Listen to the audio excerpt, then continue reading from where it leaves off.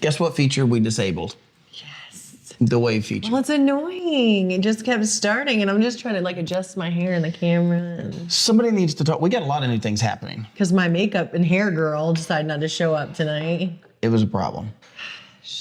I'm just kidding. I don't have makeup and hair girl. But we do have these new microphones. Thank you, Bill, for the these are for church, but we're borrowing them.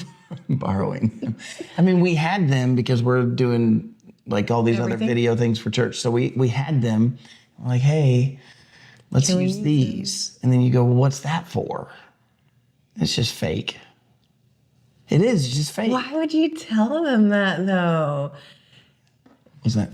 You're ruining the magic. Full transfer. What if it's not fake? But then what are these about? This is real. These are just to soften. Well, that is real, actually, now that I've said it. We've used it every episode. We actually have. I know, and so... all right, just got weird. Hey, welcome to Happy Chaos. We don't have a neon yet. But we ordered it, you guys. We ordered it. And I kind of want to tell you what we did, but I think we'll let it be a surprise. We'll unbox it, and we'll do like a little thing. An unboxing. Yeah. If we're going to do all But that, I feel like the neon company should put a little sponsorship in this. I agree. Maybe they will. But Maybe because I got it from the same place I ordered this one. Yeah, and that one's really cool. I like that one. I do too. If y'all don't know, Kelly got that for me as a gift. I think some other people went in. No, they didn't. Oh, my bad. That was like my thing, you know? Thank you, honey. I just thought I'd really... No. Remember I sent you a picture of the box, and I shouldn't have done that because you were like, oh, it is. I just, in my mind, I guess, you know, do y'all do this? Do you get expensive gifts? Kelly's not texting. She has a Tins unit on her back. Yes. We just like share all around here. Yeah. Do you all do that? Do you like go in on gifts? Like if you want to get somebody something expensive that you like, oh, does anybody want to go in on such and Kelly's different because see, Kelly has a problem. Spending. If he said... She should have put spending in front of problem. Kelly has a spending. Justin Walker. No, I don't have a spending problem, you guys. Listen, I have a gifting problem. Like if he tells me like, oh, you know, I wish I had this, I'll go out to the store and get it today, you know? That was this way. Y'all just marked that one down. You don't have a spending problem. You have a gifting problem. It's true. It's true, though. I'm serious. I do, though, because I like to buy him everything that I possibly can. And so, yeah. And it's not that I don't mind people going in, but I don't ask people. I'm just like, I got it. I have a problem because like for this birthday in particular, I got this one and then I was going to get him a real leather jacket or Perfect North tickets. And I was like, what do I do? Do I get both? And then I was like, well, I already got the neon and I already got like 4 other gifts, like 3 pairs of shoes. I want it noted when she does this, I beg her not to. I'm like, I have. It's true, but I have everything I need. Love language and... You know, you can't tell someone not to have their love language. No, I'm not telling you not to. I hope we don't look like floating heads with these black shirts against this black wall. Babe, you can see. Well, I guess. And the neon kind of gives us a little, like, glow. Anyways. Hey, guess what time it is? Comments time. Time for mail time. Mail time. You sing it this time. I don't know it. You just got a letter. Yeah, I don't. Keep going. What is it? No, you just want me to say it. I'm catching on, y'all. All right, so these are all just coming from the last episode. Let's start with this top one. Leslie Rosgrove says, can y'all put these on YouTube, please? Well, believe it or not, they are on YouTube under The Whole Truth. And I did put the link there. Yes. I try to reply. I got a cough. I got like an old man cough going on, so. Yeah, you're a little raspy. I like it. I love rasp. It's like, what was that show? There was that girl that she was trying to sing, and when she got a cold, everybody thought she sang better. Was it Friends and Phoebe on Friends? Yeah, I think it was. Everybody asked me once. They said, "Did I name my daughter Phoebe after her?" Because of Phoebe on Friends, but no, it's from the Bible. Yeah, it is from the Bible. Yeah. Anyways, she had a raspy voice, and everybody thought she sounded better. Number 2, Sheila Wilson. Is Kelly working now that she has married, and how does that work with having all the children under one roof? I mean, working is like, if you mean like, does she deliver pizzas? No. I don't know why that's what I thought of. Probably because I DoorDashed for a long time. Okay, yeah. Not a long time, but for a decent amount of time. Okay, But I have my rod in many fires, as Justin would say. I think you have a lot of rods in the fire. Okay, I yeah, think that's right. So that's called a malaphor. Did y'all know that when you mix like figures of speech, when you like mix them up, you're like, Yes. don't shoot yourself in the leg, instead of shoot yourself in the foot or like whatever, like, or if you put two of them together or something like that, like. Yeah. Anyways, so. But I how did you just say it? What did you say? I said I have my rod in many fires. Yeah. Well, so it's too many rods. Too many rods in the fire is the statement, and if you mix it up, it's called a malaphor. You guys. So Kelly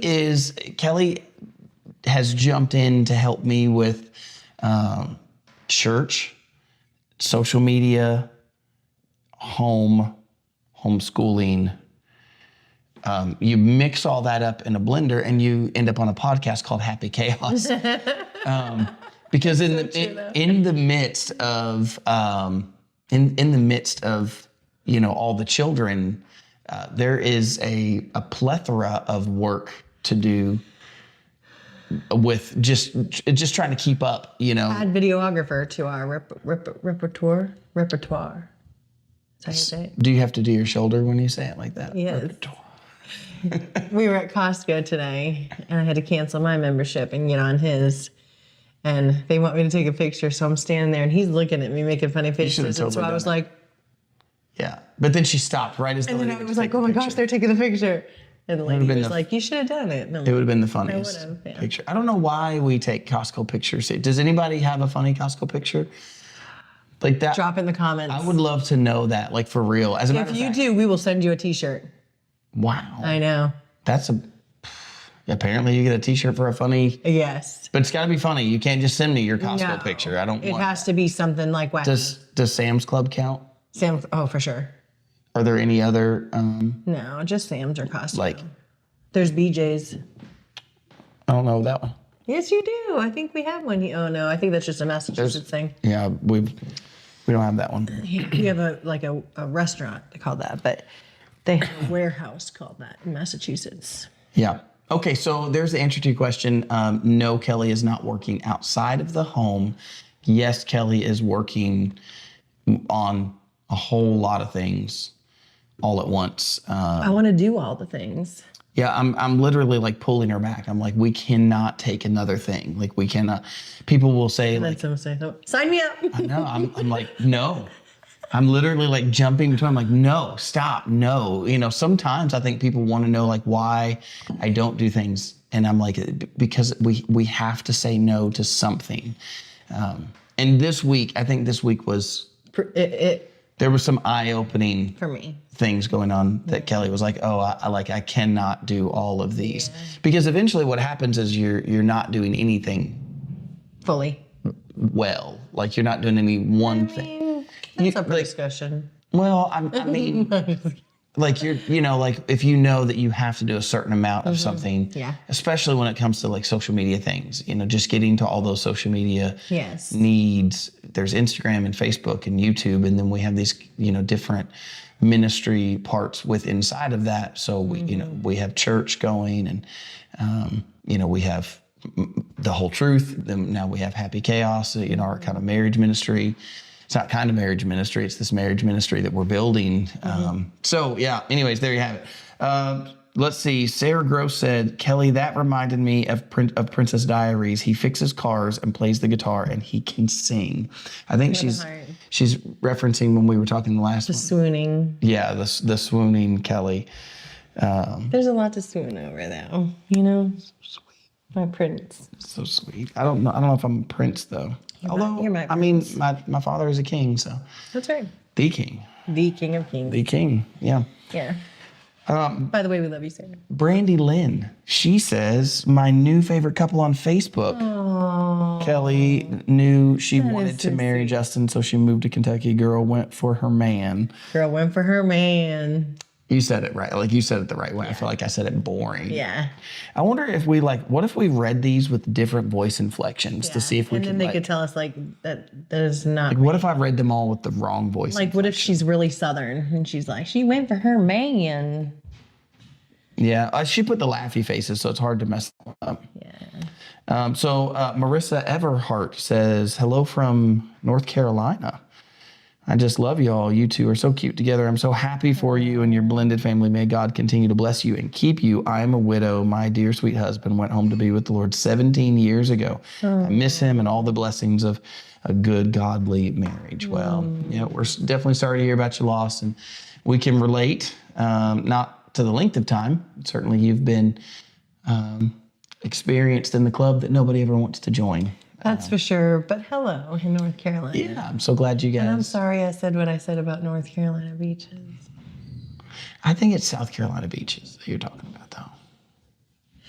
Either way, we asked each other the other day, where would we live? I think I asked him first. Where would you live? Can't be Kentucky. If you could choose a place in the United States. And my place was South Carolina. Yeah. I first said North Carolina because I said, wherever Nicholas Sparks films his movies. And he's like, I think that's South Carolina. It's you're talking about like Outer Banks area. Yeah. I'm pretty sure that's South Carolina. Yeah. So They're beautiful over there. If I want to swim, I don't want to swim in murky waters. But beautiful, beautiful. Okay, there you have it. Denise Sturgill says, Wawa is coming and they will be breaking ground soon. Well, I just feel like Wawa needs to work on their name. I'm just saying. Y'all, he must not have known because, I mean, even our daughter Rebecca commented on dissing Wawa somewhere on here. She did. I remember seeing it. He's not listening, Rebecca. He's not listening. I'm not dissing them. I'm just saying like their name sounds like baby talk. It does. But they're really good and he'll be hooked. Although I say that, but because I love them. Okay, so Shelly, we said Fraudman or Feudman. She gave us the pronunciation there. Frudeman. Frudeman. We're gonna butcher. Did I get that right? Sorry. Is it well? Because she put space DED, Frude, and then space MAN. Man, Frudeman.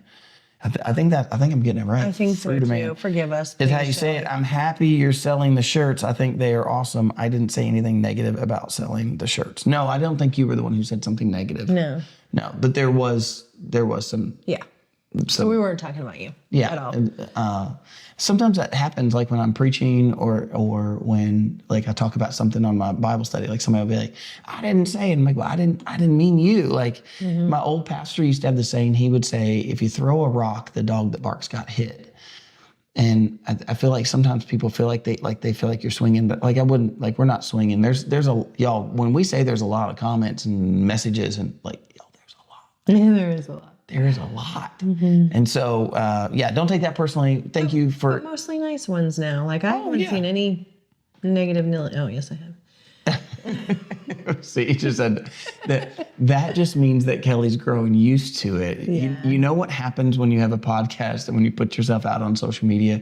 You'll either quit or get thick skin. It's true. You just kind of toughen up and you're like, well, whatever. It's true, but I still can, But you'll get even tougher. I want to address Barb because Barb Hardy. Barb Hardy said, "You got yourself a cougar." Listen, I am not a cougar. You have to be like a certain amount older to be a cougar. I am 2 years older than him. Not even a year and a half. We just. How old are you right now? How old am I? What year were you born? 1984, 1983, 1984, 1983. I'm just saying. Oh, man. I'm not a cougar. Okay, let's see. Who else are we trying to get here? Sarah Gross again said, "Happy chaos, make the O a smile." Well, you will see soon enough. You will. And this person said the same thing. Joanne Palmer said, "I love the smiley face and neon will show up nice in the dark wall." Yeah. Shelly, you also said, "I love Publix, girl. We love us some Publix." All right, let's see. A couple more, and then we're going to wrap this section up. Lauren Engel says, I like Publix, but Aldi's is so much cheaper. Everywhere is cheaper than Publix. They are. That is not true. Who's more expensive? Oh, wait, Whole Foods. And that place, that one place that we have a went. gift card. I found it in this little thing over here. We have $83 on that. I'm going shopping. $83. You could get like a thing of natural sodas or a case of bottled water. I know, but I'm spending it, y'all. It's like free money right now. Yeah, you could probably get a pound of strawberries. I can get some Sumo oranges for $4 a piece. Yeah. Anyways, if you can't tell, there's a place around here. I don't want to name it, just because. Anyways, but there's a place around here that we went to. It was stupid expensive. Remember that little place we went, that little market we went walking around? Remember what I'm talking about? That is. They were so What can I say? I mean, but can we say something really quick? We went on a date last week to Lulu's. Oh yeah. Here in Louisville. Yeah. It was good, y'all. It was so. She's giving out all the shout outs. Good. She's giving out all Seriously, like great service, hot food. It was really good. Their appetizer. What do you call it again? What I can't remember. It was a dip. It was like a Mardi Gras dip, like a Louisiana. Yeah, what did they call that? Dang it. It's like a bayou. I think it was like a chicken bayou or something like that. Chicken bayou dip. And it was so I probably made that aim You up. probably did. But it's really good if you are in the Louisville area or was good. traveling this way to come see us at church or anything. Definitely go to Lulu. It's the only way. Otherwise, it's not an open invitation. It's not. Like, our house is not open. No. But, yeah. But yeah, Lulu. Again, what's Wawa, Lulu? I liked the name Lulu, though. It was, I don't know. There's something about it. It was, like, kind of fancy. And I follow this girl who does, like, Louisville Eats. She goes around all of Louisville finding the best restaurants and stuff and commenting on them and giving them reviews. And it took her, like, 5 months to get a reservation at that place. We got it in like 2 minutes. And they said, we know you. We follow it. And I'm just kidding. They didn't say anything like that. No, but hey, if you guys ever watch this, you should totally invite us out. We'll come out and do something out there. Yeah. Yeah, Lulu. For sure. That was, it was good though. I got the hot brown. If you guys, so I'm on this little kick where I go around. If there's a hot brown at a restaurant, I get it and then I rate them and I keep track of the best hot browns. And Jennifer, if you're watching this, y'all over at 119 have the best hot brown. Yeah. I'm just telling you, like, if you 119 in LaGrange, that's a good hot brown. Yeah. I need to start trying them when you get them just so I can help be on this little rating scale. I'm telling you. But I had one at a really expensive place. And I just realized that sip was probably loud in my microphone. I apologize for that. You can whisper all you want. That microphone's going to pick that up. I know. I feel really bad right now. Don't burp. People are going to be like, you are so annoying with that coffee. Please stop drinking it. By the way, it's like 10 o'clock at night and I'm drinking coffee. Yeah, it's late. Okay, last one for today. Linda Sue Williams. She said, your podcast has been so helpful today. Thank you for your honesty, Kelly. Well, thank you guys for that. And that's one of the things that we have heard over and over is just, how helpful it's been for people to, especially those who are grieving, who've gone through loss. I mean, I have heard multiple testimonies of someone saying, saw your podcast and sent it to this person. If you don't know, Kelly and I are both widow and widower, who remarried back in December. If you made it this far into the podcast and you don't know that, that's probably... Where you been? I just meant you probably knew, and that's... I don't know all these stuff. So we got married back in December, but y'all, in October, before he proposed, I had this feeling that next year, which is we're in this year now, that he was going to propose. Yeah. I didn't know it was going to be a month later, but I went on his calendar on his phone, and I put a pink heart and an orange heart on 5/25/25. Oh yeah. Because I was like, this is the day we're going to get married, and when it gets to that, when he proposes and we're planning our wedding, I'm going to be like, see those hearts? I knew this was happening. So when he proposed on 11/11. We were like, I told Jenny, our daughter, about it, and she's like, so you still going to wait until May 25th? And I'm like, no, I'm not waiting until May 25th. What are you doing tomorrow? But we were like, okay, we're not going to wait. You know, we had a discussion about that, and I think I was giving Kelly some wisdom in that. Here's what I told her. I said, look, and this is for any of you guys who are getting married, especially. I said, look, when you wait a long time, that's for young people who, you know, they don't have life established. Yeah. You know, we have life established. Like we have homes, we have cars, we have dishes, like we have everything. So we don't have to, what I mean by that is like, we don't have to try to gather that stuff up to go rent an apartment, right? You know, and move into a place, something, you know, we're already established. There's one. And I just told her this, I said, number two, when you get married quickly though, what you have to sacrifice, the sacrifice there is that the less time you have, the more you have to be open to other things. Like, so whether it's your dress or whether it's your, you know, venue or photographer or whatever. And we had great stuff all the way around. Don't misunderstand me. But there definitely were some things that we had to be like, hey, we don't have the time or the resources to do that. You know, if we saved up a little, if we went a little further down the road, then we could do those things. And so when I put it that way, then Kelly was like, oh, I'm open to whatever. Whatever we do is going to be great.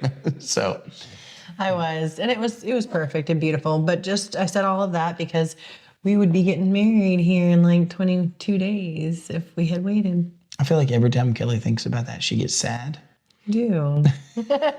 We got married, honey. We're here. I'm glad we didn't wait. Like, gosh, there's been so much. Oh, look, Barb Hardy said that at the next night. She said, how long have y'all been married? Just since December, Barb. It is May. We're about to hit 5 months. Yeah. So we just got married. Now we've known each other for quite some time. We dated for over a year and a half. As you know, widow and widower dating, and then we got engaged. We just had a very short engagement. So we've known each other a good long time, but we were like, you know, what are we doing? Like, why would we wait? That doesn't make a whole ton of sense. And again, in our scenario, there is a reality check of the brevity of life. And, you know, I know for me, I look at it and I go, from the moment that my wife was diagnosed until the moment that my late wife, from the time she was diagnosed with cancer until the time that she passed, was not even 8 months. And so, you know, that was a blur and it was a blip and it was so fast. And you know, we've already discussed this in another episode, but, you know, we just didn't think it would be over. We even almost until like the last day, it was like, this is not it. This is not it. It's not going to be 100%. Over. And then it was. And so with that kind of looming, then here we are going, well, why would we wait? We love each other. You know, our families love each other. We want to do this. Why would we, you know, what's the point of waiting? Like, what does that do? Other than it doesn't rush you to move a family of 4 into your house of 6, 5. So anyways, I'm only meaning in the household, like at the time, you know, like in the household, there's 5 in the household at the time. So, you know, I still had 4 kids at home and she had 4 kids at home. And so we brought them all together and here we are. I had 3. 3 kids. Including me, we were bringing 4 over. Yeah, bringing 4. Sorry, I misspoke there. Yeah. So there you have it. Yeah. Happy chaos. Here we are. Happy chaos. And today we want to talk about something kind of fun. We're going to talk today about Sunday mornings here at the Walker household. Oh no, we're not. I guess that's next week. Yeah, that is next week. We said that. I got it backwards. No, we're not talking about Sunday mornings. Yeah. It's late, y'all. I'll figure it out. She's got it on her little screen here. Yeah, and we've had so much going on. Oh my gosh. It's been a week. I feel like we say that every week, but this week was. I feel like it's like a crescendo, like it was building up. If I've ever wondered in a week, could I fit something more in? I have to look back to this week and go, oh, well, obviously you have to sometimes. This is true. No, okay, we're actually talking about how we talked to our kids about loss, heaven, hope, but you know, most specifically about loss and about heaven. I've done a lot of talking so far. Your youngest was how old? How old was Phoebe when Sarah passed? 7, wasn't she? Yeah, she was. She'd been 9. She was 8 going on 9. Yep. Yeah, or just turned 9. And your oldest, 25. 25. Yep. I'm having to like do math backwards in those, like think about where we are and where we've been. So yeah. And then mine were 3. And Kaylee was 14. Yeah. Yeah. So mine, 13.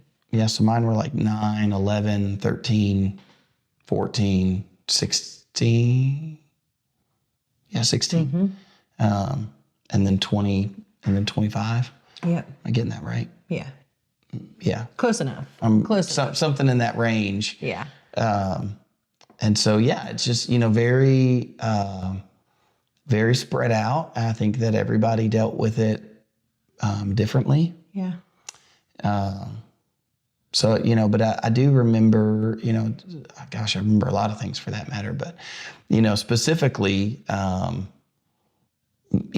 just the idea of like having to, I guess let's start with the kind of the initial, when there is loss. Yeah.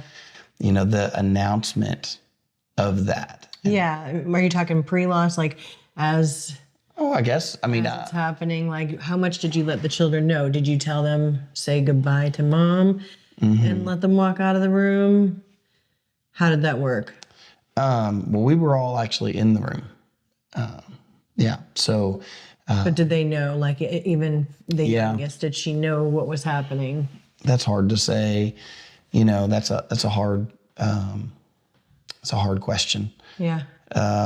But what she really grasped or didn't grasp, I would say by their reactions, I think that they definitely grasp, at least to some degree. So yeah, for us, I mean, if I go back to, we didn't hide anything from our kids. When we knew something, we shared that thing that we knew as best as we knew how. Right. So from the moment of diagnosis, the diagnosis, we came home that day. We immediately, we texted the family and told the family, hey, we're going to be kind of, especially my family, because I was working with my family. So we texted my family and to say, I'm not going to be into work for a while because I'm going to be home with my wife.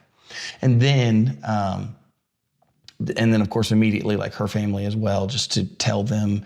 So that was via text, and then come home and to, in person, set our kids down and told our kids that, mom has cancer. And so, we just tried to be open and transparent for the next, now whether I, did well in that or did right in that or whatever, I'm just telling you what we tried to do. The goal was to be transparent, to say, this is what mom and dad are going to try to do. This is how we're going to try to make it better. We think, and I really did believe that mom was going to be healed. And so, treatments that we did, if the kids were curious or they asked, then we kept them up to date about what we were doing. And so we told them those things. I guess I'll pause there for a minute and say, what about you guys? Did you vocalize to your children, especially your older? Yeah, well, so the girls were over at my mom's. So 3 daughters, ages at the time of diagnosis 2. How old would 3 years older? So 5, 2, 5, and 12. And so they were all at my mom's house when Jonathan was in the hospital having his colonoscopy. And like I've said in a different episode, they wouldn't let me in the hospital pre-diagnosis, like when he was getting his colonoscopy and stuff because of COVID and stuff. And so when he called me and told me, and I rushed over to the hospital, I called my mom right away and I just told her, I said, hey, it's cancer. And I said, please don't tell the girls. I want to tell them. I don't want you to break that to them. I need to be there. And, I just racked my brain about, Kaylee, my oldest, was the one that I was the most concerned about because she carries a lot. And I just didn't want her to feel hopeless or like her dad was dying, because I didn't believe he was. And so, once we left the hospital and we got home, Dad was visibly upset and crying. And Mila, I just remember I have a little video that I share on Facebook when the memory comes up of Mila just holding Daddy because he was laying on the bed crying, and she's just holding him, and she's like, I love you, Daddy, and you'll be okay. And 2 years old, just saying these sweet little things. And so she didn't know. She had no idea. She's 2 years old. She has no idea what was happening. Yeah. Sophia still, I don't think that she fully understood, but she just sat by his side and helped him with whatever she could help him with. She's always been like that nurse type with him that takes care of him. And then Kaylee was pretty devastated. She took it probably the hardest of the girls. And well, she probably, as you scale age, right, the more understanding of what that really means. Yeah. I think when you're young, you have an understanding. I mean, I think we all have an understanding of pain and sickness and death to some degree. Right. But how much do we understand? I think the older that we get, the more we understand that. Yeah. And we can think through the repercussions of that. We can think ahead a little bit, more than just the immediate. Mm-hmm. So, yeah. So, we were open and transparent about, what was happening from the point of diagnosis. We didn't, I really believed that Sarah was going to be healed. And when I say that I believed that, I mean, like, I don't mean it like, I guess I don't mean it like wishing and hoping. Like I in my mind, I'm like, she is going to be healed. Kind of like divorce is never on the table with people like us. Yeah. Same thing with death. Death was not on the table. There wasn't, it just wasn't there. I mean, that's the best way I can describe it. There was no thought of it. It was not even a second.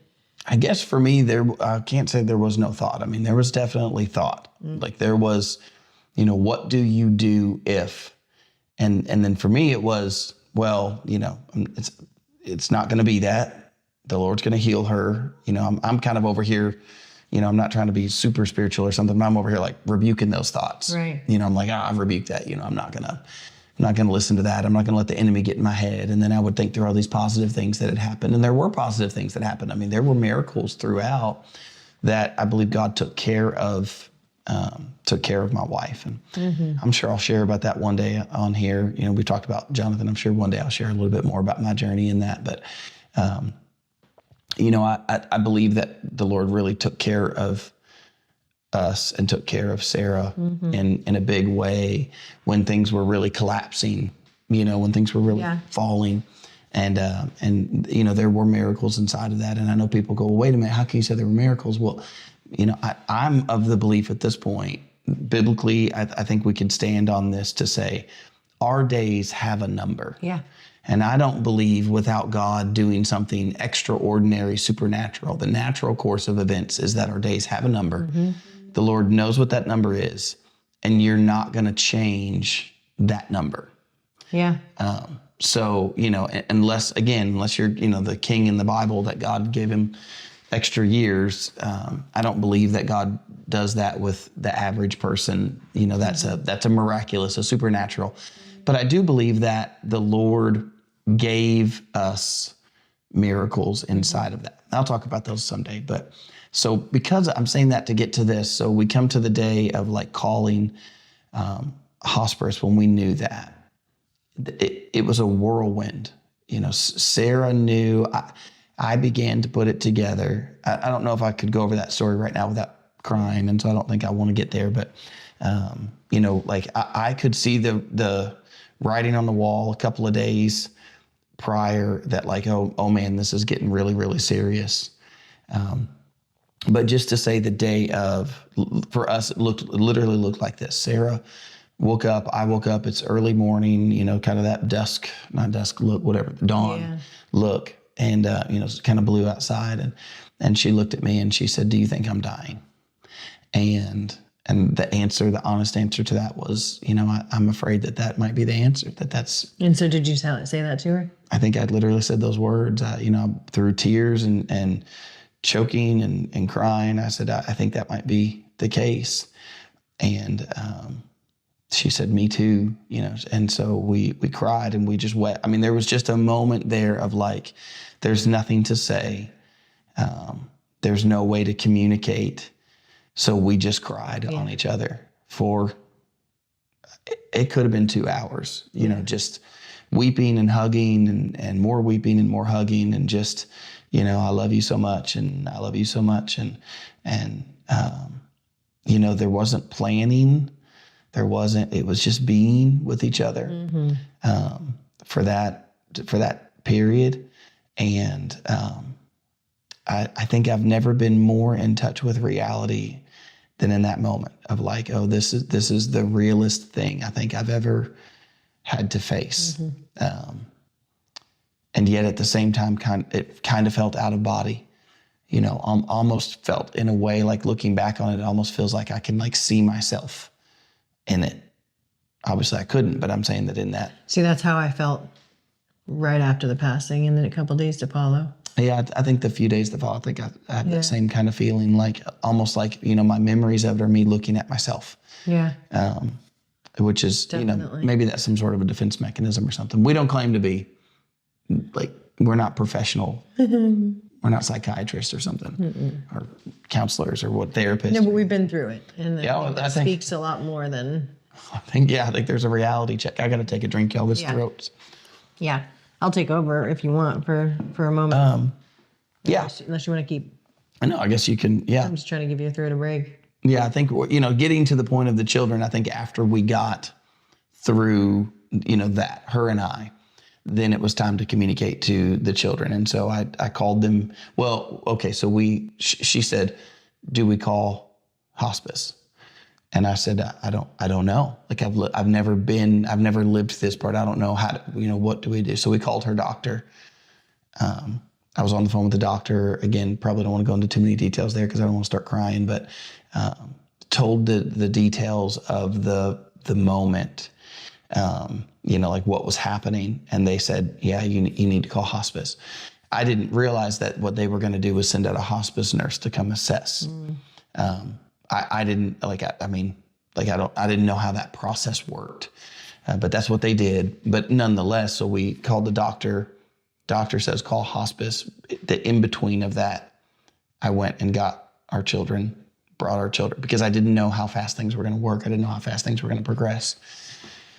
And so we went and got the children. And by the way, for us, just so you understand, like it was a 2-day, not even 48 hour. We called hospice at 10 a.m.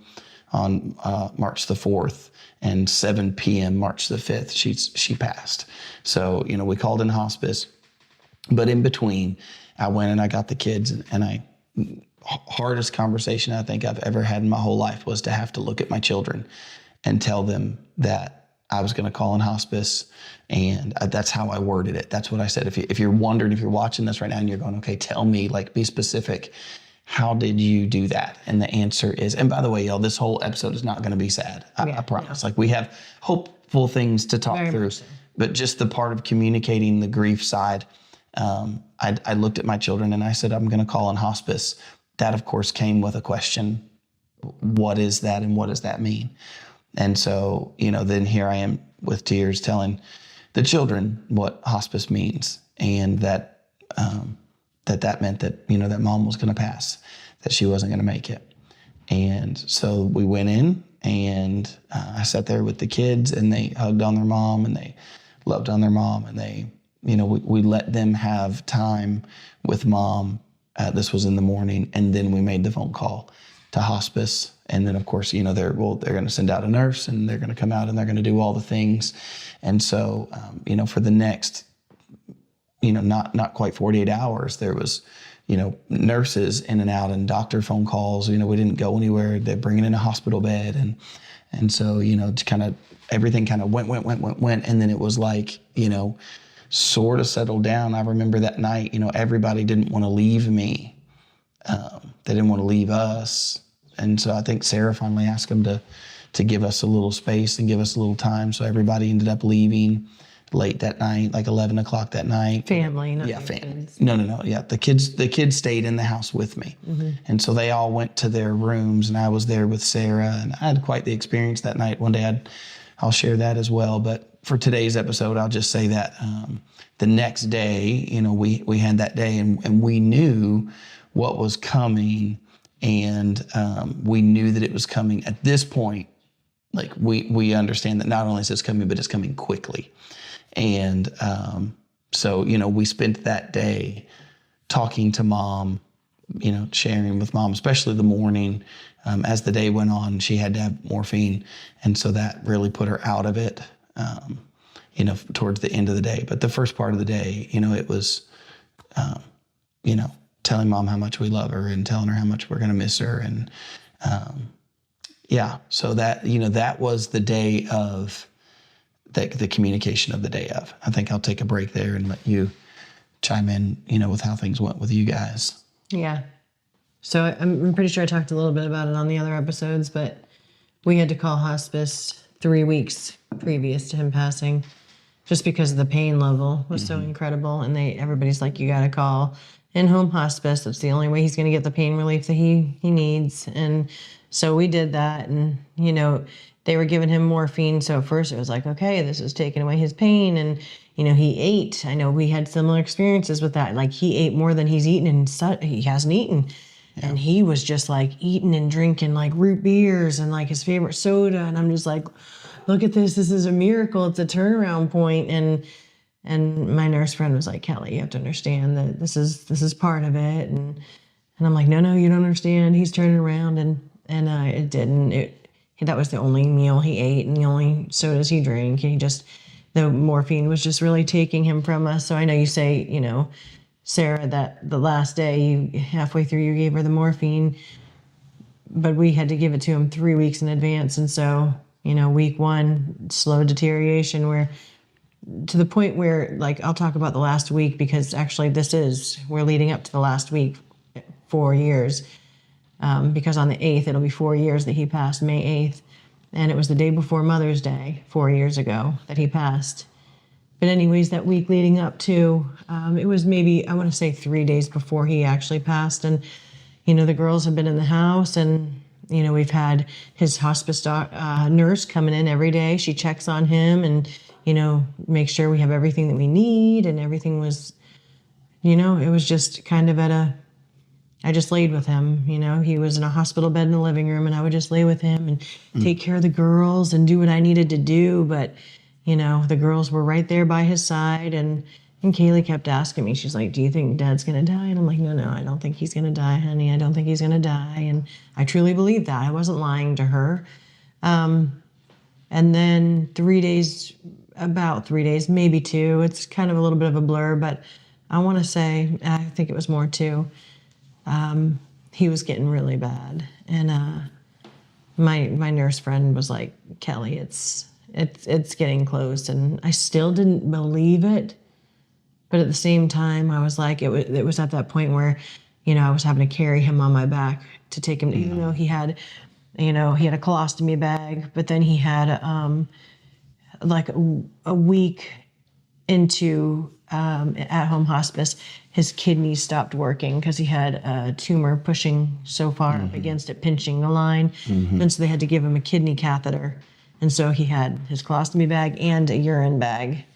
And so you communicated to your girls that, like, talk to Dad and then kind of took them out of that situation so they didn't have to keep seeing him suffering. Right. So 2 days before he passed, it was just so much to take care of him in that way. And I couldn't take care of the girls at that time. It was just too much. Like I was full on taking care of him, carrying him.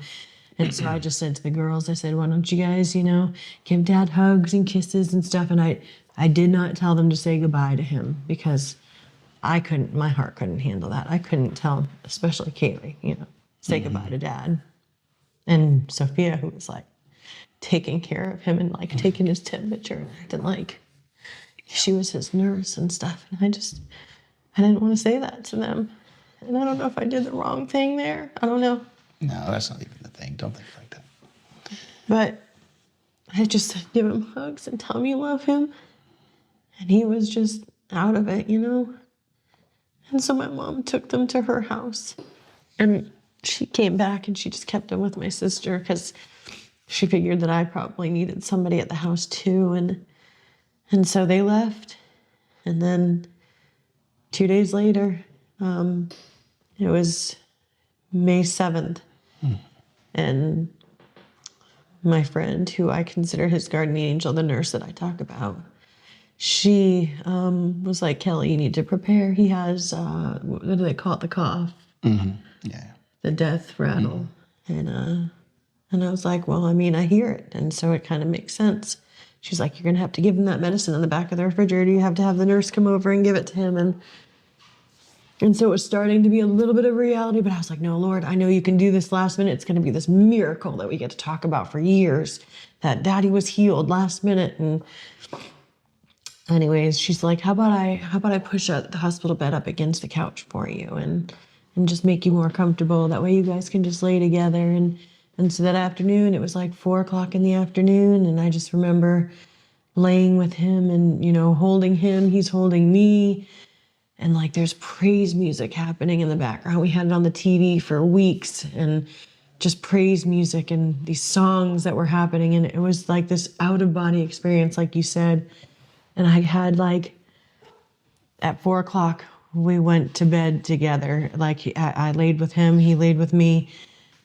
And it was I don't know if out of body experience explains the next several hours. It was like, I don't know, almost like God gave us these hours of, I can't explain it. It was like this peace of just laying with him and like I forgot the world. I was sleeping most of it, but I felt like everything was normal. We were just laying together and then I've said on the other episode, I woke up right before he took his last few breaths, which I really do thank God for waking me up for that, because I can't imagine waking up to him being gone, in the middle of the night.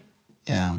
I think this would be a good time to just take a moment, especially for those of you guys who are watching and you're going through this and you're kind of going through the journey of emotions, with us when it comes to that. I would just say this, especially for those of you who are, in the middle of grief yourselves and to you, Kelly, what you're saying is to say, like, no one knows what to expect. Even if you've been through other loss and other grief, each of those cases is unique and different.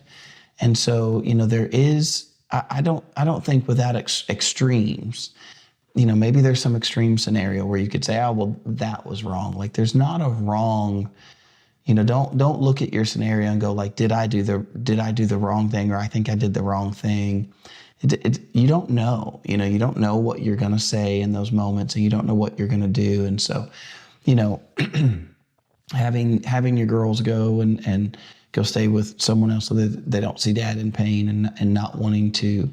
I certainly didn't want him to see his body afterward, and like right. Kaylee has said to me, I don't know, maybe a year ago, she's like, I just wish that I could have been there. And I was like, Kaylee, you don't wish you would have been there. Like, right. And that goes back to that. You just don't know what you don't know. And no one does know. I mean, you really don't. So I would just encourage anyone going through that or who's been through that, if you're thinking, like, should I have kept the kids here? Should I have sent the kids? Because in the opposite, everybody was there and in the room.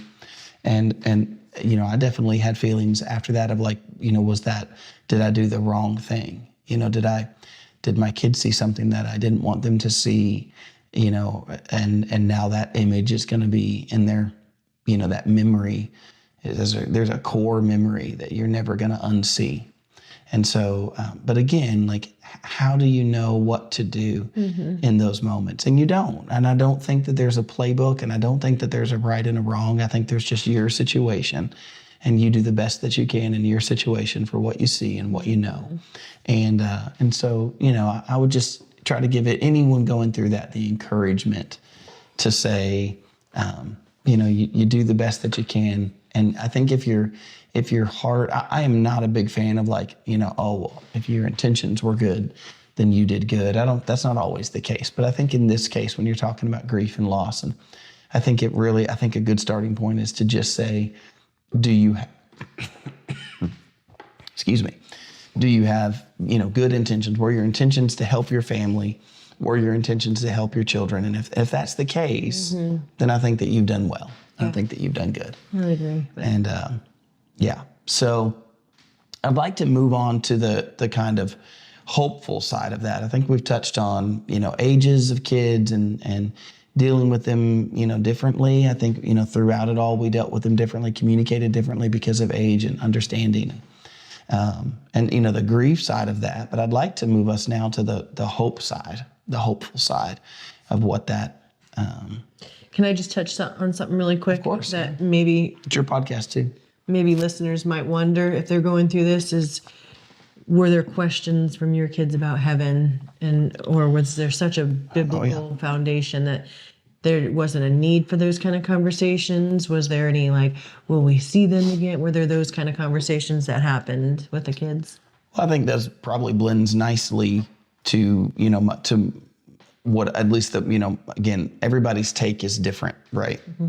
And so, I know for me that, from the moment that Sarah passed until, that first night, I just had this kind of moment where I couldn't really speak, and I just sat there silent, and I wasn't trying to be rude. There were all these people at my house, and they were family. There was all this family at my house, and they were all, are you okay? Are you okay? And I just I couldn't speak, and I didn't really want to speak, and we were all just sitting there. I mean, it was strange. Anyways, so we got through that. The next morning, we were still just in shock. I don't think anybody slept. We all just cried all night in our own rooms. And so, we came out of our rooms. I don't want to say we woke up, but we came out of our rooms. Yeah. The next day, slowly everybody kind of went to their rooms. And I remember sitting there at the dining table for hours. I mean, all the kids were in bed, and I didn't want to move. I couldn't move. I didn't want to go back to my bedroom. And anyways, I don't want to get to the sad part. I just want to say that. So a day goes by, and then it's the next evening. And so, people had brought us stuff all day long. People had brought us casseroles and lasagnas and Gatorades. And, we had good friends who, went to Costco and bought up a whole bunch of drinks. And we're like, I think everybody just doesn't know what to do. So, they were just trying to think ahead. I mean, I literally had people bring us laundry detergent and thank you for, if you were a part of that and you did that, thank you for that. It did, in the moment, you don't know. Again, you don't know what you don't know, but all of those things were super helpful. But I remember it's say getting close to 24 hours later, and we're sitting there at the table, and I don't remember who asked. Somebody said the question. They said, "What do you think Mom is doing right now?" Mm. And so I used that as an opportunity to, kind of help solidify a couple of things theologically, which is, number one, Mom very much still exists. Mm-hmm. To say what's Mom doing right now? We literally sat there at the table. This is what I remember. I told him, I said, we need to understand that Mom still exists. And from a theological standpoint, from a theological standpoint, I'm gonna pause this for just a second. And we're back. Okay. Happy chaos. Yeah, that's right. Happy chaos. We had family things happening all around, and so we had to pause for a minute. We're at the dining table, and the kids had asked me, what do you think Mom's doing right now? And we use that to say, number one, that she's still very much exists. That two, that because she's a believer in Christ, then she's with him. She's with the Lord in a real place. So she really exists. She really is with the Lord. And she really is in a real place. Just like we're in the kitchen right now, there's a real place. Jesus said, "In my Father's house are many mansions, and if it wasn't so, I would have told you." And he said that in a place of saying, let not your heart be troubled. You believe in God, you believe also in me. And so I got that chance to share that directly with my children. And then I said, I don't remember exactly how I said these words, but something to the tune of if we're going to answer what Mom's doing, we have to recognize that first.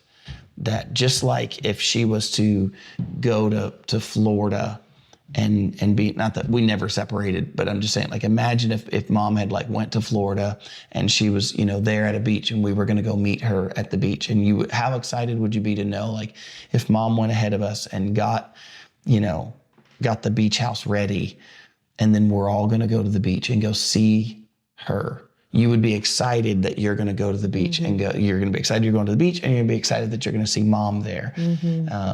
That's where we're at. The distance is just longer. It's a further distance, and it's, further in time and further in space, but it's a real place, and she really is there, and she really exists, and the Lord really is there. And I remember that one of our kids, I don't remember who said it. I think it was my son, Jeremiah, but I don't remember. But they said, well, if I know mom, then she's getting everything ready. Like she's getting everything ready for us. And there's really no truer statement of her. Like she was she prepared things. Like she prepared all kinds of things. And so, she certainly would have been a part of that. Yeah. So yeah. Anyways, your turn. So I don't think there was probably I think from the little ones, like Neela and stuff, like, Dad's in heaven, and she didn't fully understand what that meant, but, we're like, yeah, Dad's in heaven, and we'll see him again. But there wasn't too much discussion. We were very, I don't know. So he passed away May 8th, and that was, Mother's Day was the next day. And so the next day, he passed away in the early hours. So it was 2:16 a.m. on the 8th. And so then that morning, my mom brought the girls back over, or my sister brought the girls back over. And we just kind of sat there and talked about the good times with Dad and stuff. And there wasn't too much discussion about, where is he? I think we all just kind of knew. We've talked about it before. And so, yeah, there was, but now we talk about things like, Sophia's had dreams. She's the one child that's had dreams, and, Daddy visiting Kentucky and saying, this is where you're meant to be, and don't worry, you're going to see me again. And so there have been discussions about that, her asking me about that. And, I always just, answer them as much as I know biblically. Of, because there's still questions. I ask you, I asked you. Last time questions, I'd have to go ask the Lord. I ask you because you're so knowledgeable, and Y'all, I hope that swallowing is not too terrible, but this throat. Yeah. And I got to preach in like 8 hours or something, so. But I asked you the other day, I said, what do you think they're doing right now? And do you think that they miss us? Yeah. And so I think that I have more questions than probably the girls have as far as that's concerned. But they've asked little questions here and there. Yeah. I think, we definitely had questions about similar, like what do you think they're doing in heaven? Kind of as more of like a blanket. Yeah. Kind of a blanket thing. But I don't think we've had too many in-depth questions, really questioning, what do you really think they're doing? I believe that, the Lord never does anything arbitrarily. And if he just flipped the script on us, this is something I've communicated to my kids as well. If the Lord just flipped it on us, it was like everything you did there is inconsequential. Now we're here and nothing of there mattered. Nothing of earth mattered. Now you're in his presence and it's like a totally new, that wouldn't make that would feel arbitrary to me. I believe that what we're doing here, the Lord is preparing us for what he's going to do with us there. I can't help but notice some things. So again, these are I think the theological communication came up between me and the kids, and I think that this brings hope. So if you think about it like this, God has said in his word, Jesus said, my Father is always working. That's what he said, my Father is always working until now. Well, consider that the Lord created us in his image, and then he put us in a garden. He put Adam and Eve in a garden, and he created us to be creators, to bring industry. There's a point that I always make to people when I talk about when somebody wants to talk about avolution and whatever, ancestors and where they, try to claim we're related to animals. And I always point out, look at a gorilla and you see similarities, their eyes, their hands, the way they move, they can even sign sometimes. But give a gorilla a ball, and he will play with that ball. He'll jump over it, he'll roll around, he'll throw it in the air, he'll do all kinds of stuff. But you know what you will never see that gorilla do? Organize a game of kickball. That's true. You will never see gorillas running the bases. You won't, right? Like, think about what I'm saying for a moment. Like, you'll never see, monkeys. You might go, well, like beavers will build dams. Well, that's true, but a pack of wolves never builds a city. Yeah, that's true. The Lord created us. My point is to say, like, the Lord created us to work. And, then we're here that, like, it's a kingdom. It's his city. It's like a holy city. He said, in my Father's house are many mansions. There seems to be, he said, I go to prepare a place for you. So I think that there is a hope. If I'm saying this to my kids, like if I think about mom, like laying on a cloud, eating grapes while angels feed her grapes, that might sound fun for about 10 minutes. Yeah. And then I'll be like, I can get my own grapes. Like, yeah. Yeah. Hey, Gabriel, chill. Like, let me get I was just saying that because I knew that name. But yeah. Anyways, I don't think that this is what I've expressed to my children. Like, mom's not a floating orb of light. That's not who she is. There's no hope in that. But there's hope in this. Like, she really is a person, really is in the presence of the Lord in a real place. And one day, we who believe in Christ, and that's us, like our family, we believe in Christ, we will see her again. There's a hope in that. And now we get to say that, since we are surrounded by this great cloud of witnesses, mom is now part of that great cloud of witnesses that's literally cheering us on to run the race with endurance that's set before us. Don't give up. I think that death makes us want to give up. And the hope of Christ and the hope that we have in Christ keeps us going. And even in death, like we can keep going and we can find purpose through the pain in Christ. And I know that people always have that question, go, well, what about somebody, doesn't have Christ? Well, I mean, number one, let me just help you with that. Find Christ. Yeah. You will do the best to be, listen, you're going to go through storms. That's what I've always said too. I'm like, the pain that I'm feeling, but I have hope, and I know that I'm going to see him again, and I know that the Lord's got him. Yeah. The pain is out of this world. I cannot imagine going through that pain without hope. Yeah. Yeah. And if this life is all that there is, then you will find no hope. Yeah. That when you come to that scenario, I said earlier, it was like the biggest reality check. Oh, yeah. And so, there was how I communicated to the children of the idea of hope. There's heaven is real. The Lord is real. Mom is real. She really is a real person in a real place in the presence of the Lord. If Jesus looked at the thief on the cross that day when he was being crucified, and the thief on the cross said, remember me, in your kingdom. And Jesus looked at that man and said, today you will be with me in paradise. One day I cannot wait to find that guy. Like, dude, that was close. That was real close. By the skin of your teeth. Man, like you almost didn't make it. You got real close, man. But yeah, I think that, the communicating with your children, the hope that comes in Christ. I think you have to remember too that like you are a reflection of the Lord, and it's good. Like what your children see in you is what there is the memories that they're going to have about, your mom and dad, their relationship, their loss when mom died. Like you now kind of have I hate to use the word responsibility, but it is like you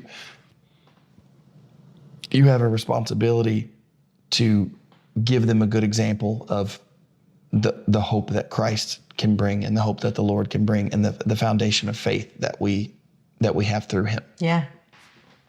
So, And of course, I think maybe to add to that, when you're talking about that pain and that loss, and you're trying to communicate with your children and talk through that, and how do you talk with your kids about that? Another way to do that is in a place of faith. Like when you're in church, then naturally those things are going to come up. When you're in the Bible, when you're reading God's word, naturally those things are going to come up. When you're a person of prayer, naturally these things are going to come up. If you start talking about prayer, then naturally there's going to be the question, well, wait a minute, we prayed for mom. Yeah. Mom didn't make it. So how does that work? Yeah. And then now you get a chance to speak with your children about that. Yeah. You get in God's word, and you're going to run into a place where we find that it's appointed unto man once to die, and that, our days are numbered, and the Lord knows the number of our days. And so if the Lord knows the number of our days, it means our days have a number. Yeah. And the Lord knows that. And so, you're going to find a natural course of events if you're in the faith. Yeah. Now, if you're not in faith, not just any faith, if you're not in the faith of Christ, then you're probably going to have to be a little more intentional to go try to make those conversations happen. Yeah, and I would say I had a lot of questions from the girls about, especially the younger ones, but even Kaylee, that it was, what happens if you die, Mom? What do we do then? And it was like, it's only like kind of settled down recently. But I mean, for a couple of years, it was a constant fear. Every time I left the house, every time I went to sleep, I mean, they always had, what happens, Mom, I love you. And just the overwhelming, like, I love you, you're the best, I hope you never leave, what happened? And if I want to die with you, I hope that the Lord takes us all together. And there was a lot of that happening. And, I feel like we live out our faith.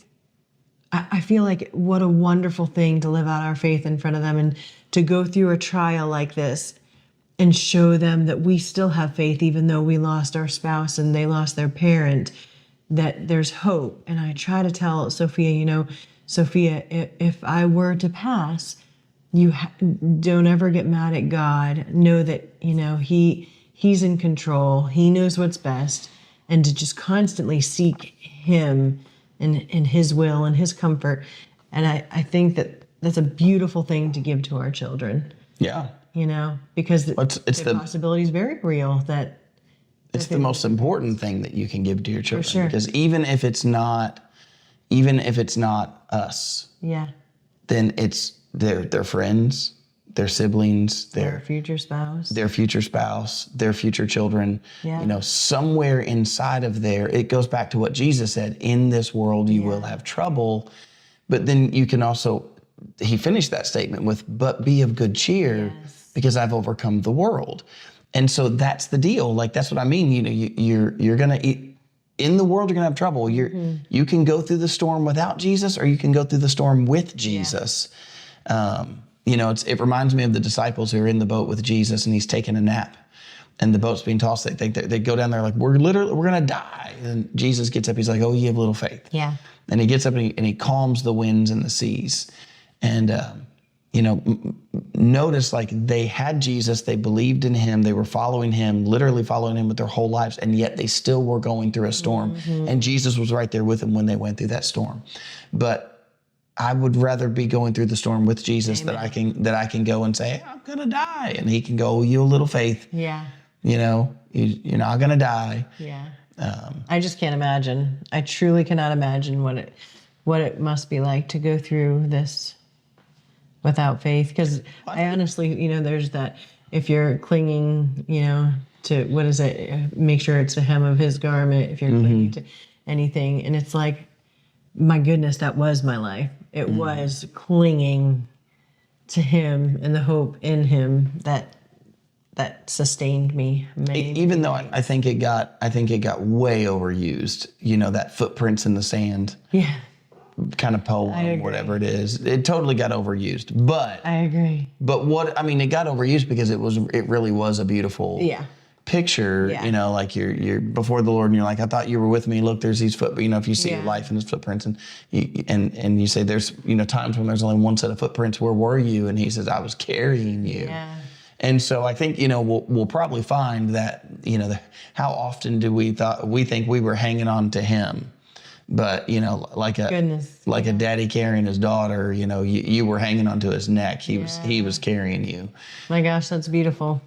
So true.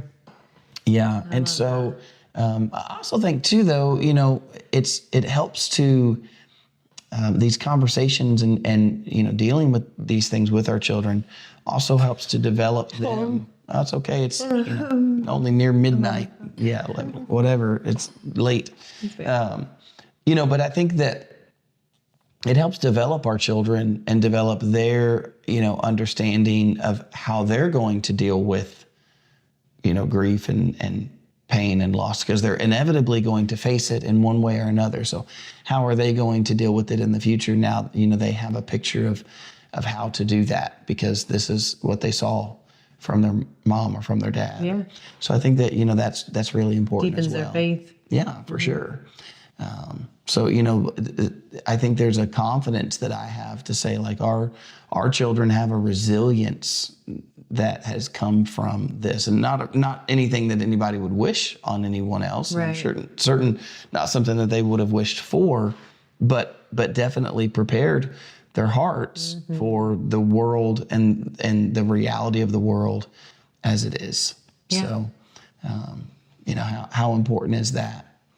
And so, I would just encourage anyone here. I've already shared quite a few things that I've shared with my kids and gave to my kids, but I would just encourage you that if you're going through grief, if you're going through loss, if you're going through hardship, your kids are smarter than you might be giving them credit for. If you're trying to keep that from them, they probably know. Yeah.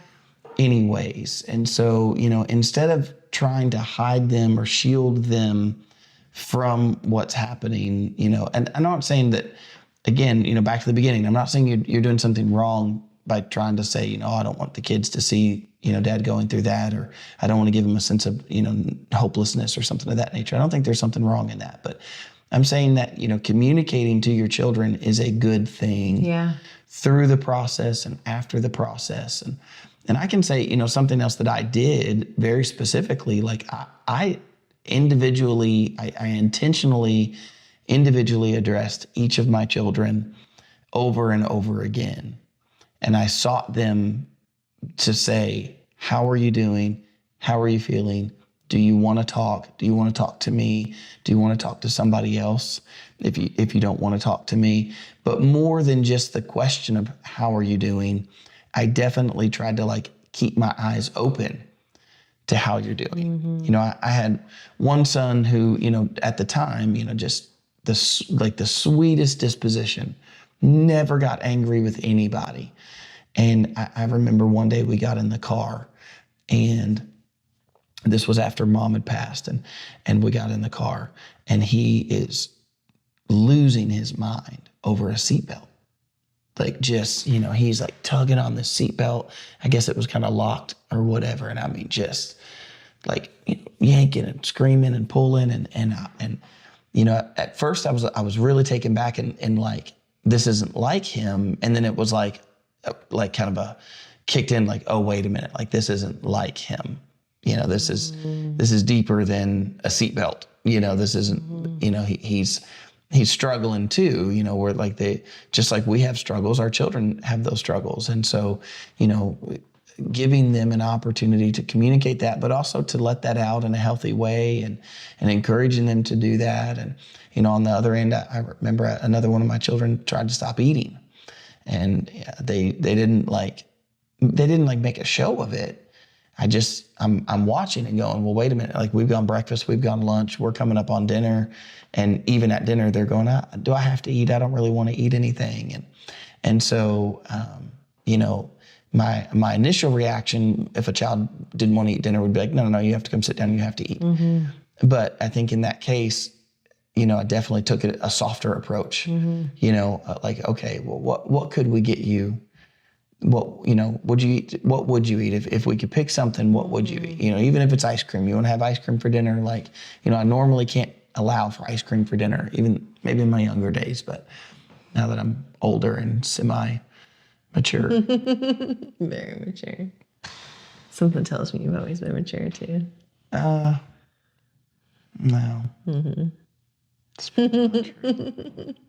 But like being softer with my approach to parenting when somebody's losing their mind over a seatbelt, or somebody's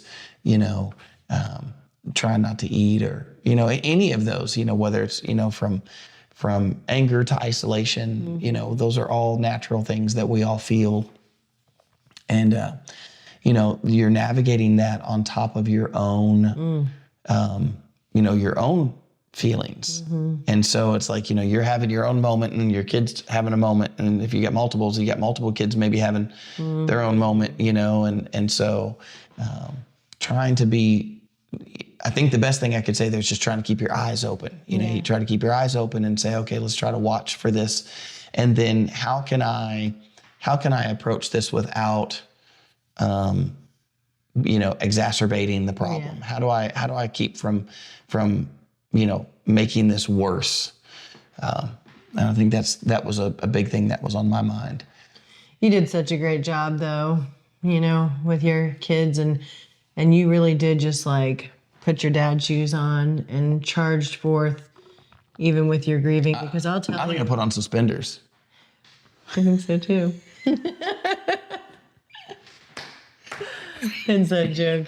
I got my old man cough going when I'm laughing. That makes me cough. With your suspenders. Yeah, with my suspenders. Yeah, I should go get them right now and just show you. I thought it'd be funny. Earlier, we at the wedding, Kelly had this kind of visual. She wanted us to be white shirts with blue suspenders come on shirt. So I have these. I don't normally have suspenders, but I have suspenders from the wedding, and so I saw them in the drawer. We were going to Costco earlier, and I saw them in the drawer, and so I snuck around and I snapped them on. And my shirt's untucked, so it's halfway, like coming up around the suspenders and poking out. And look, you're laughing even now. So I snapped on these suspenders and came waltzing out of the room. Tried to keep a straight face about it. Y'all, he had his shirt untucked on one side, tucked in on the other side, and I was like, you should rock it in Costco, but he took them off in the car. Well, it did look goofy.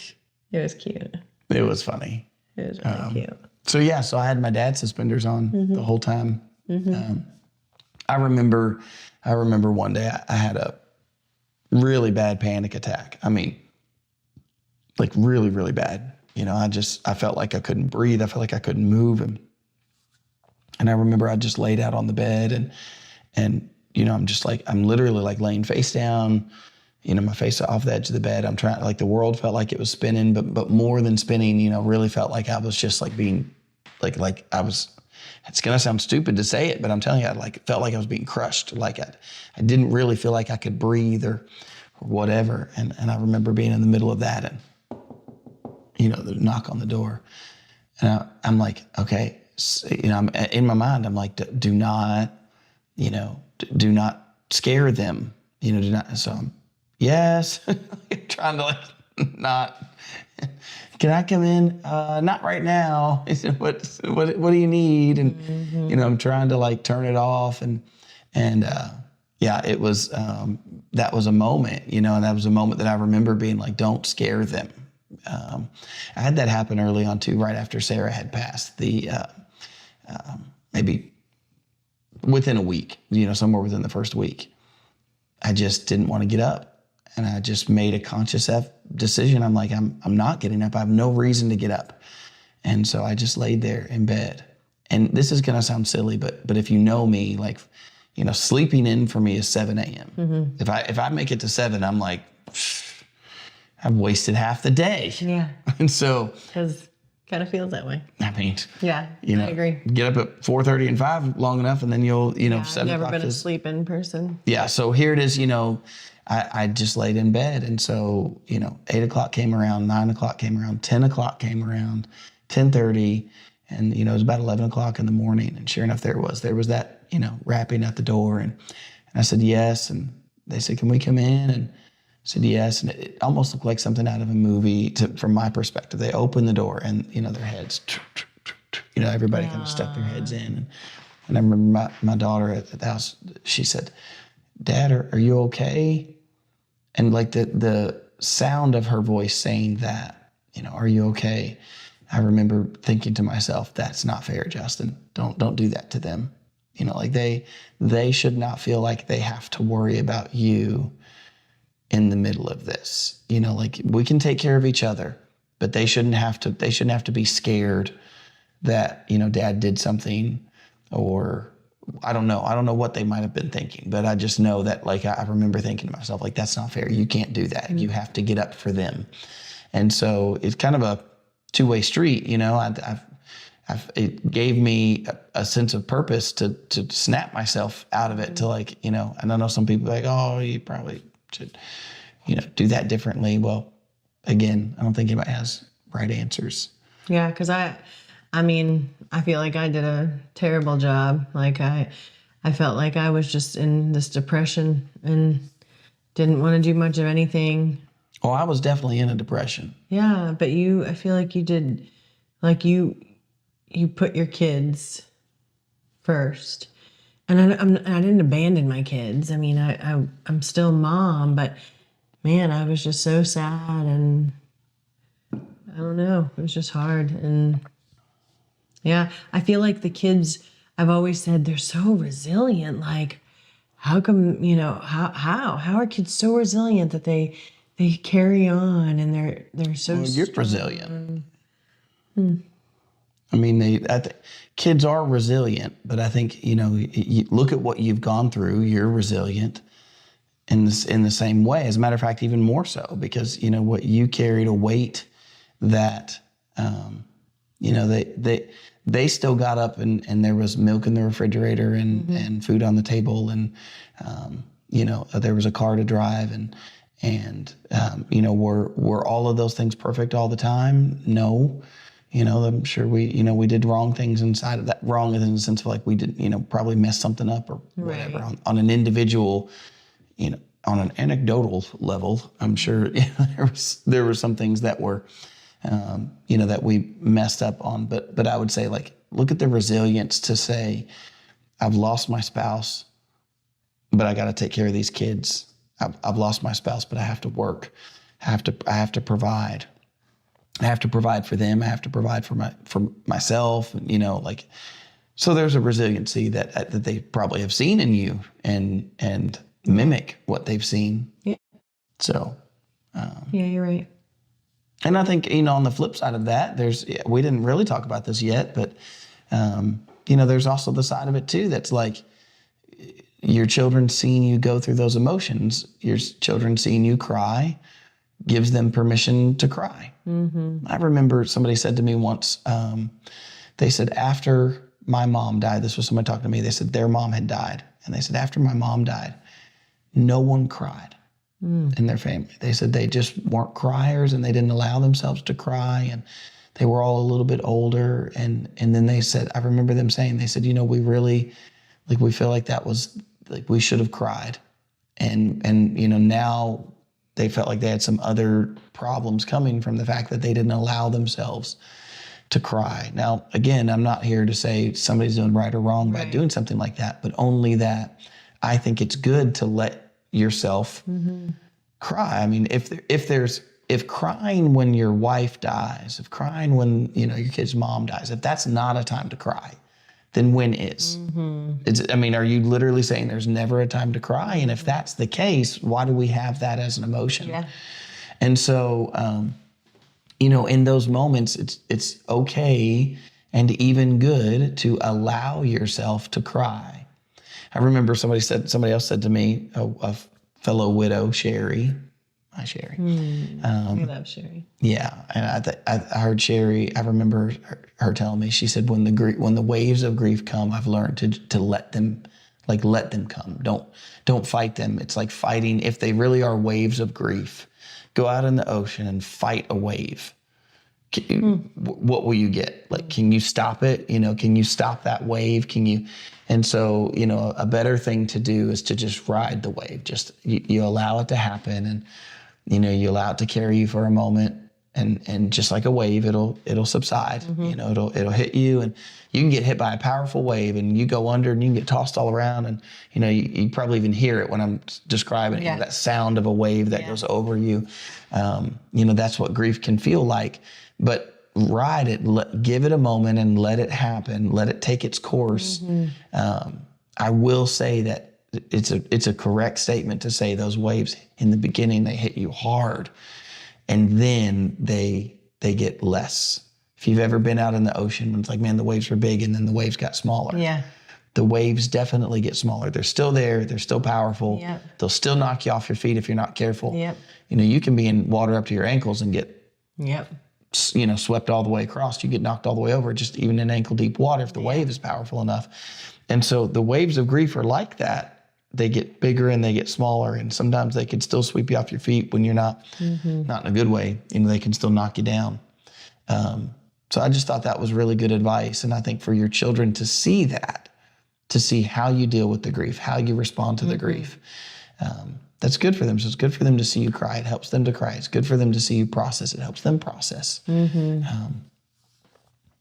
I think, you know, communicating with your children is more than just verbally. Yeah. You're communicating a lot. Well, you really are communicating with everything that you're doing. So, you know, how you handle that is how they're gonna reciprocate. Yeah. At least to some degree. Yeah, I agree. I agree for sure. Yeah. Well, and cut. No, I'm just kidding. Not yet. Oh, did you have something you wanted to? Yeah. I feel like you got a plan here. I do kind of have a plan. I think we need a plan to kind of bring it back. It got a little heavy. It did. In our episode here, and I don't think I planned for it to get so heavy. Where I'm going with this, I want to lighten up the mood here really quickly. Is let's talk about our reel about the oil change and the coffee, because some people got pretty serious about it. I don't think anybody got serious about it. I think you took it personally. We get oil changes on our vehicles. Well, he knows he gets them with. How about let me say it like this. Because I'm not gonna lie. Okay, I'm gonna say it like this. Let me start out with this. Yeah. Okay, here's the truth. We're not in a financial position that we have to actually choose between an oil change. Are you saying that if we had to choose, that I would choose a macchiato? Yes. Listen, the way I look at it is, my car can go a little bit longer. So you would choose the macchiato.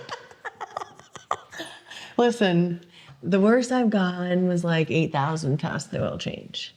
Past the oil change. That means you've gone 12,000 miles without an oil change. Yeah, but I drive a 4Runner, and so we're good.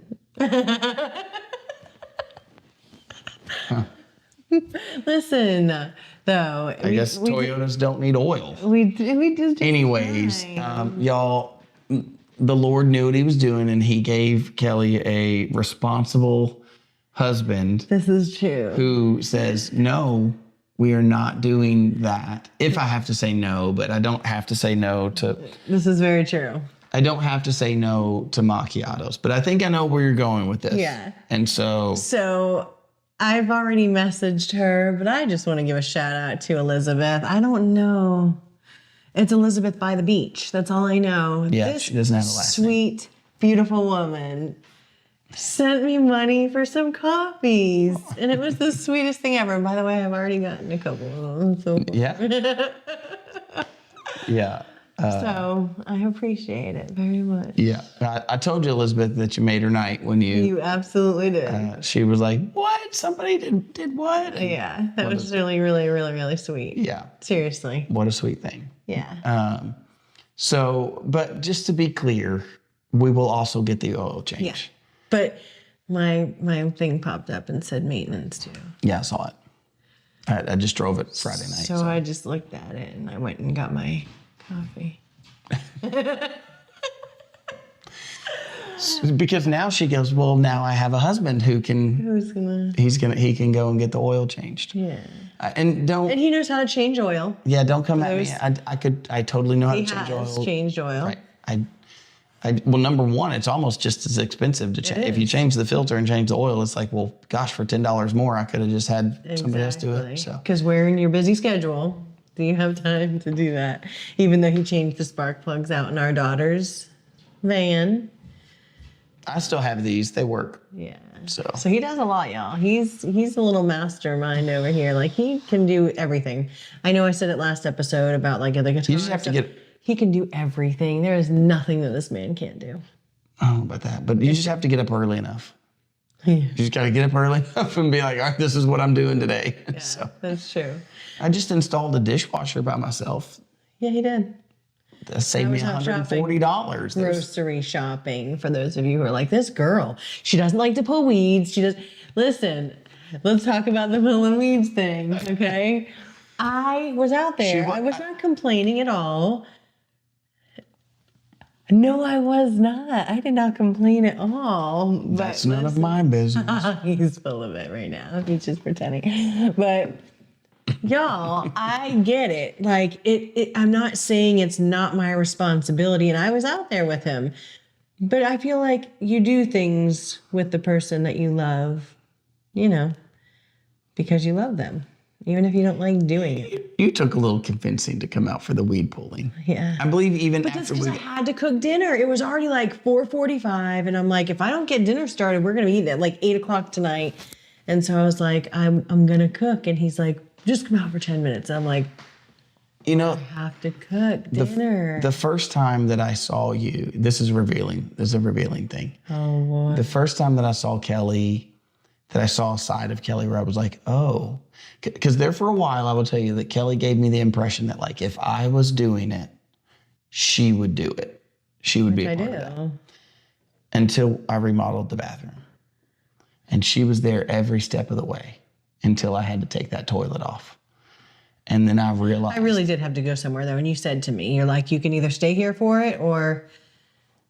And I went, remember, you asked me, you're like, do you want to go get this done? Or. And you're like, you probably don't want to stay. I love her. I'm serious. I didn't just like leave because, oh my gosh, you're in the toilet. But you were like very clear. You're like, I don't think you want to stay for this. You may as well go do that. We had two things to do at the time. Listen, I've replaced a lot of toilets. I don't, when I just said that. I'm not doing it. I'm not replacing a toilet, Just got to keep a towel there and stuff it down in that pipe because. I mean, don't get me wrong. I was a single widow for a while. And I would have done whatever I had to do. But no, I've never had to replace a toilet or anything like that. But I do what I have to do. Like, I'm not going to be like, oh, I can't do it. Unless I was broke down on the side of the road. Then I'm going to sit in my car and cry until someone comes to save me. Listen, I'm saying to your well, I don't know what word to use there. To your credit, that's the word I'm looking for. To your credit, Kelly has done a lot of big things. I mean, I remember pulling a header down in my house when I tore up. I fell. It was so embarrassing, you guys. I'm like, well, watch this. I'm pulling this huge header out of the ceiling.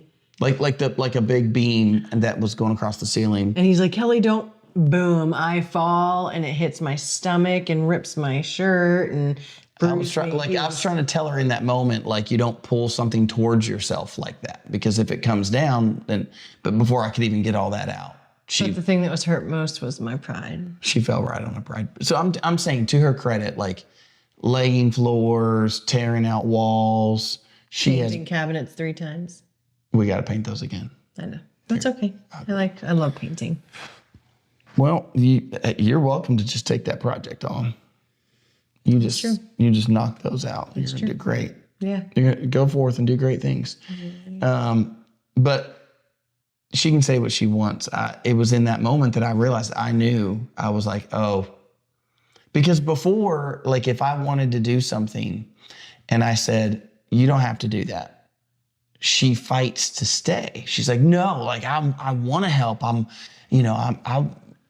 your girlfriend at the time. She's my girlfriend. Like, I'm your girlfriend. I want to do these things. I'm like, you do not have to do whatever with me. But she would insist. But when I was in that bathroom, we were laying the floor, and I was like, I got to take the toilet up to get the floor all the way under. Otherwise, you're going to see the little cut around it. I don't want to have to caulk around the bottom of the toilet. I don't want to do all that. So I want to do it right. I'm going to take the toilet off. She all but ran. She was like, it was very. It's funny because I don't see it that way when you asked me. Like, I didn't see it as like, oh, at all. It was like, here would be the picture that I would give you. Like, if I you were like, no, I'd stay if you want me to stay, but I'm just going to go ahead and go. Like, that's pretty much what it. That's pretty much. I don't what see it it that like, way. Y'all. That's funny that you that you see it that way. It's Tell him about the shower, that shower when you left me to caulk the bathtub. what? What are we talking about? You had to go somewhere. You had to go to a meeting or something, and my job was to caulk around the tub. Oh yeah, I had one job, y'all. one job. Yeah, I was remodeling the bathroom. We were remodeling the bathroom. By the way, just so y'all know, like this was at this point in time, I had plans of getting engaged. She just didn't know it because I had no clue. I'm good at keeping secrets if I need to. And so I told him, I said, the one thing I want out of an engagement, because he's like, what's your dream engagement? And I was like, if I were to tell you that, it's like, just like gifts. When people are like, what do you want? Don't ask me what I want for a gift. Know in your heart, I want to get this for her, so I'm going to love it. If you want to get me something, I'm going to love it. No this from the queen of those who insist that I give you a list of things I want. Well, because I want to get everything. All the things. But anyway, you have a gifting problem. I do. I have a gifting problem.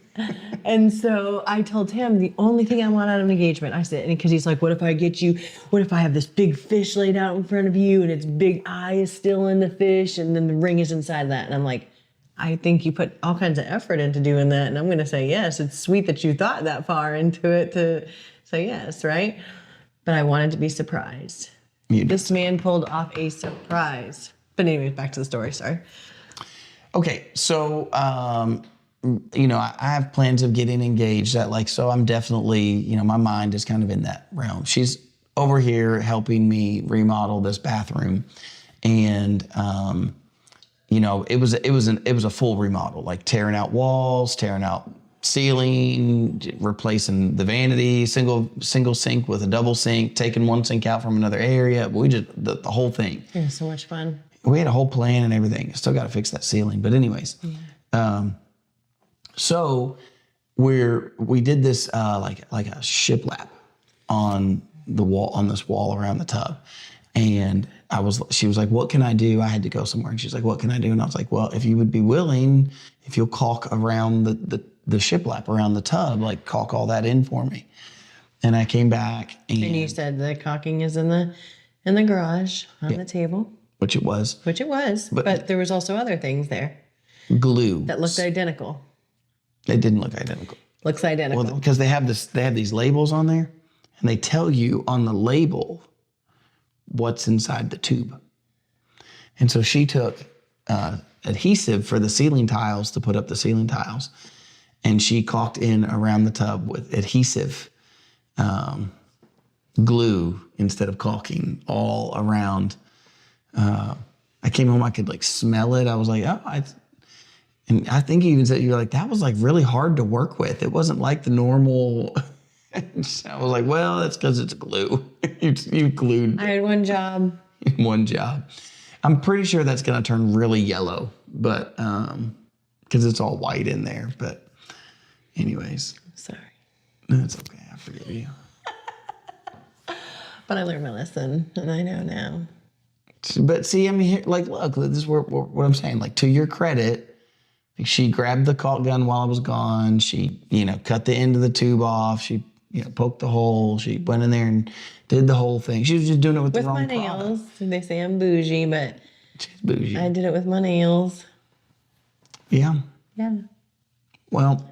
So that's country points right there. Don't you guys agree? I got my nails and caulking. But when it came time to replace the toilet, out. And I realized too, when there are certain outdoor chores. I weed eat. I love to weed eat. So there's that. I would give you that. I just don't like a weed pull. But even then, I build it up, y'all. When I got out there, after he's like, just 10 minutes. Come out with me for 10 minutes. I was like, this isn't so bad. I even said that to you. I said those words. I was like, see, you're starting to like it. You said, I don't know if I'm starting to like it, but I definitely made it a bigger thing than what it is. For sure. But I used to work landscaping with my late husband. He was a landscaper. We owned our own business, and I worked with him. I worked with him at 9 months pregnant and was riding the mower and stuff. And I didn't like those jobs. I didn't like the weed eating, the pulling weeds and stuff. And he never complained. He just did his thing and begged for work from everybody. And I'm like, how? Like, especially like he would trim the bushes and stuff, and I would haul off all the stuff that he trimmed. And so I guess I just had like flashbacks. And I'm like, that is such tedious work. Well, It wasn't so bad.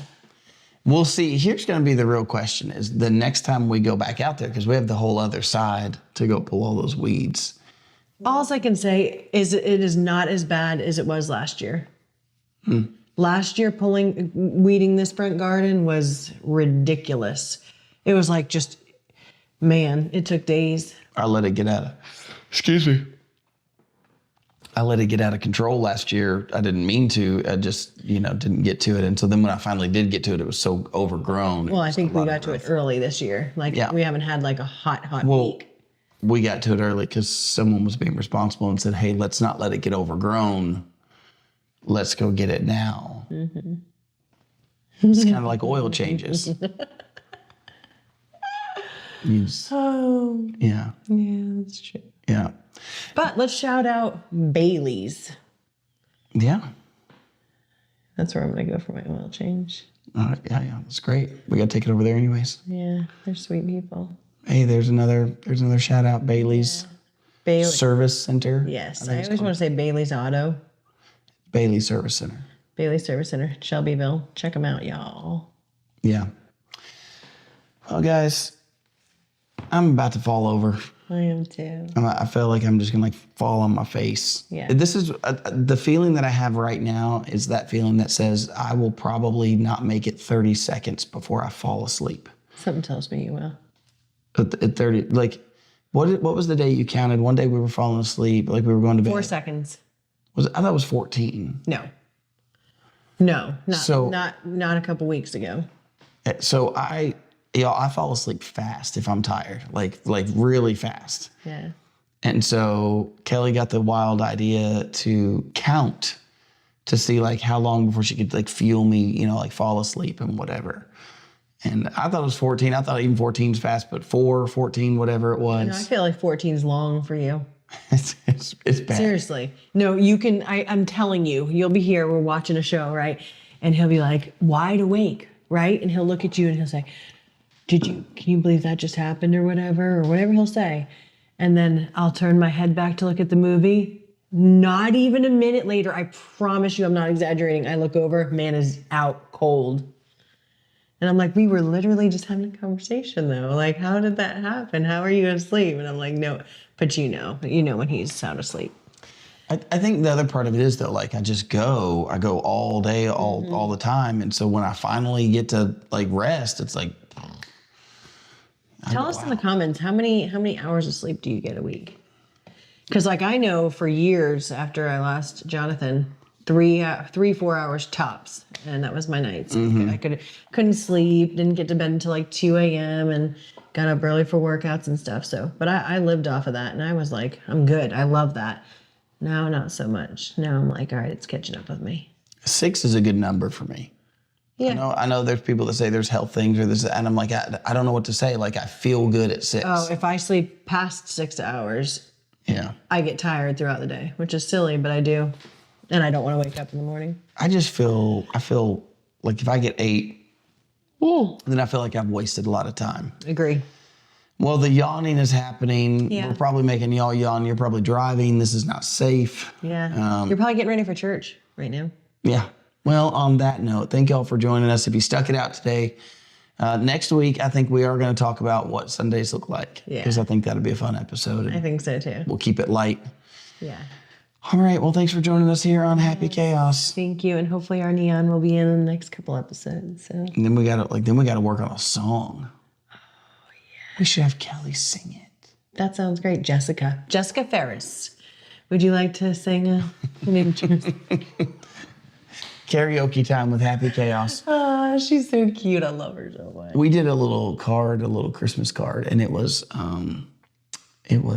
Brady Bunch. The Brady Bunch, yeah. The Walker Bunch. And so the little words that we put on it, we kind of did like a little chime. A little parody to the Brady Bunch. Like, this is a story about a lovely lady And so, anyways, It was cute. it It was really cute. yeah. Cara is kind of the one that requested that. I'm like, Cara, you have no idea we actually are doing that. Yeah. Yeah. Yeah, for lots of other people, you're like, who are all these people you guys are naming? And we don't live in that state. Yeah. They're all our close friends. Yeah. Yeah. Okay. Well, thank y'all. That's it. See you next time. Bye.